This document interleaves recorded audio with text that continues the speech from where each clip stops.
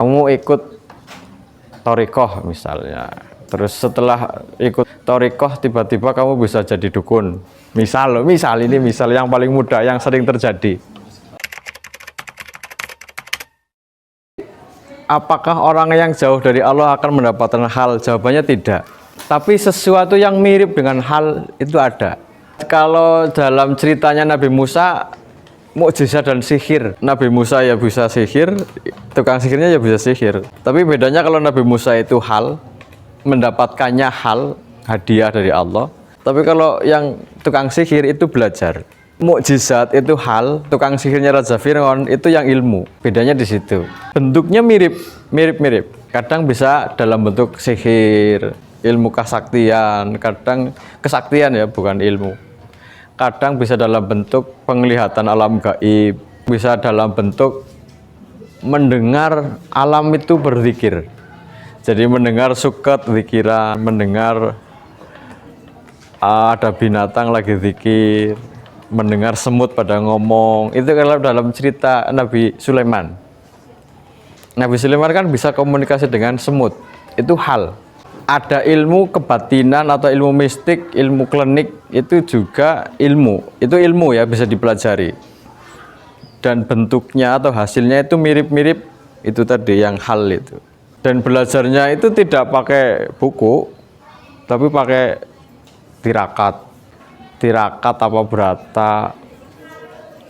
Macam-macam, tirakatnya macam-macam, tergantung gurunya pesennya apa. Kamu puasa 3 bulan berturut-turut, atau kamu puasa ngebleng itu puasa tidak makan tidak minum dari mulai, tergantung 40 hari atau 70 hari atau cuma 3 hari. Ada yang dipendem dikubur hidup-hidup, ada yang dikubur cuma segini tok.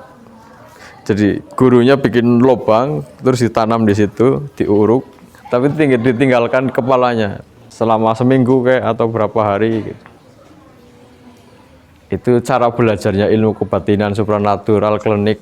Semakin tirakatnya susah, itu semakin ampuh. Semakin tirakatnya mudah, itu ya bisa, tapi nggak ampuh.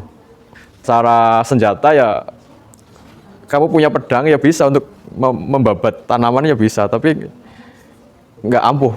Atau pisau di dapur, ini pisau tajam, ini pisau tumpul, bisa kan membedakan. Memotong bawang itu kan enak banget, ces. Tapi kalau yang tumpul kan kadang malah meleset. Beda dengan hal. Kalau hal itu memang tidak dicari. Justru kalau orang yang sedang menjalani kehidupan mendekat kepada Allah tadi, yang dicari malah halnya, itu malah sesat jadinya. Yang dicari itu Allahnya, hal itu hanya hadiah. Malah bisa jadi hal itu ujian, cobaan atau rintangan. Kalau sebaliknya ya, yang dicari malah halnya, itu malah sesat. Itu nggak akan sampai kepada makom tertinggi. Kamu ikut thariqah misalnya, terus setelah thariqah tiba-tiba kamu bisa jadi dukun. Misal ini yang paling mudah yang sering terjadi. Kamu jadi dukun terus asik di situ. Asik karena tamunya banyak, amplopnya banyak. Terus setiap hari ada tamu, ada temannya dan seterusnya. Kamu terlalu asik di situ, itu kamu tersesat itu nanti. Nanti tingkat-tingkatan. Jadi hal yang paling rendah ya itulah katakanlah, atau tingkatan yang rendah ya hal itulah, bisa lihat alam gaib, lihat jin. Nanti makom tertinggi lagi alam malakut, makom tertinggi lagi ada dan seterusnya sana. Sampai yang kemarin dibahas Nur Muhammad. Siapa kemarin ya yang Al-Halad siapa ya? Pengalaman bisa tahu Nur Muhammad atau lihat Nur Muhammad, wujudnya seperti apa. Itu hal. Kamu zikir sekian ratus kemudian hanya untuk nyari itu jadinya bukan tasawuf, itu ilmu kebatinan, ilmu klinik gitu jadinya.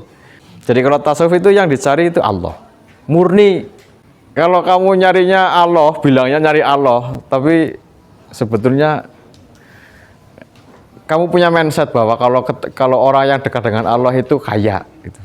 Misal ya, orang yang dekat dengan Allah itu hidupnya enak, istrinya cantik atau duitnya banyak gitu. Itu juga kamu belum murni, niatnya belum murni. Jadi kalau yang niatnya murni mendekat kepada Allah, apapun yang terjadi diterima. Setelah mendekat kepada Allah, kemudian jadi usahanya bangkrut, kuliahnya gagal, istrinya minta cerai, anaknya mati semua, itu nggak masalah, nggak soal. Jadi harus kemurnian niat itu dilihat dari situ.